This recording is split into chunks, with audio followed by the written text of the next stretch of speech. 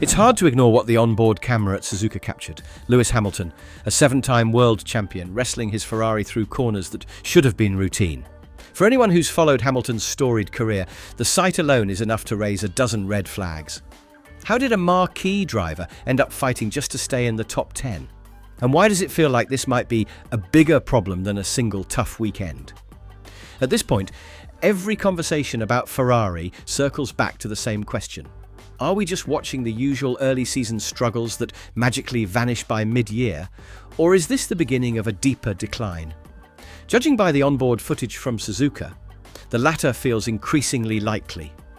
Hamilton looked more like he was taming a wild horse than driving a finely tuned machine, and if you're a Ferrari loyalist, that has to sting. The first piece of this puzzle: ride height. After the China disqualification, Ferrari had no choice but to lift the car higher off the ground. A trivial change to a casual observer. But in F1, a few millimeters can make the difference between surgical precision and a white-knuckle ride. Hamilton openly admitted they're running higher than anyone at Ferrari would prefer. And when your car's centre of gravity is off-kilter, you end up compromising pace and balance just to stay legal. The disqualification wasn't just a rules infraction. It sent waves of disappointment through Ferrari's fan base and shook the team's morale. Online forums exploded, demanding answers for how the Scuderia, with all its resources, could trip up so badly. Still, the more pressing concern looms on track. Each time Hamilton climbs in for a qualifying lap, he's battling more than just the clock. He's battling a fundamental flaw in the car's setup. And it's not just about ride height. The rear-end instability is now painfully obvious. During the race broadcast, commentators pointed out that the car looked twitchy, sliding through corners where other drivers held tighter lines. That sliding leads to overheating tyres, and overheated tyres mean you're done before you even realise it.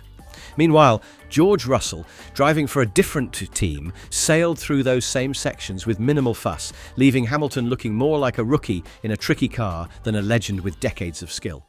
But perhaps the most telling admission came from Hamilton himself. He casually dropped the bombshell that there's been a deficit plaguing his car for 3 races.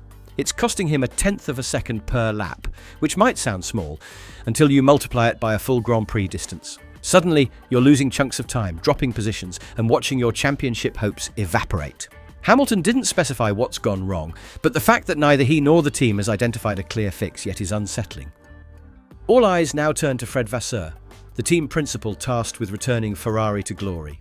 He insists that they're closing the gap to rival teams, that it's all about extracting the car's potential. But Ferrari fans have heard echoes of this speech for years. Rewind to the era of Sebastian Vettel, or even Charles Leclerc's recent near misses, and you'll find that the message is eerily similar. We're close, we're improving, just wait.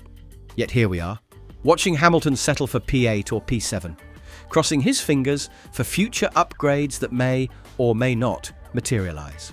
That brings us to the championship standings, which don't lie. Hamilton sits 8th with a measly 15 points, while the leaders are already sprinting far ahead. In a season that keeps accelerating, being on the back foot for too long is essentially a surrender. Teams with momentum will keep developing, fine-tuning and jumping forward in the standings. Ferrari, on the other hand, risks wasting precious time sorting out basic issues that should have been nailed down in pre-season testing. It doesn't help that the rumour mill is swirling with questions about Hamilton's long-term commitment. Will he stick around if Ferrari can't provide a front-running car? Could we see an unexpected departure or a reshuffling of the lineup if things don't turn around soon? For now, Hamilton remains optimistic in public, but you have to wonder what's really going on behind closed doors. A champion of his calibre won't remain patient forever, especially when each race weekend feels like an uphill battle. None of this is to say Ferrari can't bounce back. They've got history on their side and a massive base of talent and resources, but history and resources don't automatically translate to wins. We've witnessed them squander opportunities before, blaming everything from aerodynamics to strategy misfires. This time, the stakes feel higher. When you have a global superstar like Hamilton, visibly straining to coax the car through corners, it signals more than just teething problems. It screams for a systemic overhaul. So what's next? If they fail to address that raised ride height properly, smooth out the rear-end shakiness, and identify whatever's sabotaging Hamilton's performance, their season might collapse into a string of forgettable results. That's not just bad news for Hamilton fans, it's a broader disappointment for the sport itself. Formula One thrives on intense rivalries and legendary comebacks, and Ferrari is supposed to be front and centre in that drama. Instead, they're flirting with mediocrity. In the end, the real heartbreak lies in seeing a champion stuck in the realm of maybe next time. Ferrari's legacy, built on decades of triumphs and iconic performances, seems fragile under the weight of mechanical gremlins and missed targets. Whether they pull off a massive turnaround or slowly slip further behind is up to them, and it needs to happen fast. Because if the onboard camera at the next Grand Prix shows the same story of twitchy corners and frantic corrections, 2025 could be another year of regrets and what-ifs. So, here's where we pass the mic to you. Through triumphs and heartbreaks, Ferrari has always drawn some of the most passionate fans in motorsport. And it's that energy, the unwavering loyalty of the tifosi, that often fuels hope, even in the darkest times. Does this season feel any different to you? Or is it just another one of Ferrari's infamous slumps they've historically managed to overcome? Is Hamilton's patience wearing thin, or could he be the catalyst that finally pushes the team to rediscover its championship-winning spark? If you've been watching this saga, you're as invested as any hardcore supporter who's grown up idolising the prancing horse. With every misstep, the debates get louder. Should Ferrari dive deeper into radical technical changes? Or is a simpler solution staring them right in the face? Are behind-the-scenes politics part of the problem, or is it purely an engineering shortfall? These are the burning questions that only time, and perhaps some fresh innovations will answer. Your thoughts, theories and predictions matter, because this is Formula One, where fans don't just spectate. They critique, analyse, and sometimes even influence the narrative. Take a moment to share your take. Do you see a clear path to redemption for the Scarlet team, or are we on the verge of witnessing one of the biggest downfalls in recent Ferrari history?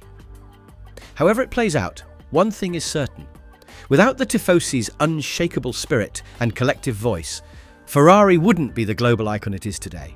They'll need every bit of that support and a hefty dose of constructive criticism to turn the tide before the season slips away. That wraps up this dramatic chapter in Ferrari's ongoing quest for redemption. Stay tuned, because in Formula One, fortunes can shift in a heartbeat. One well-executed upgrade or perfectly timed strategy move can skyrocket a struggling team back into contention. But on the flip side, one more blown opportunity or mechanical meltdown could deepen the gloom that's been hovering over Maranello.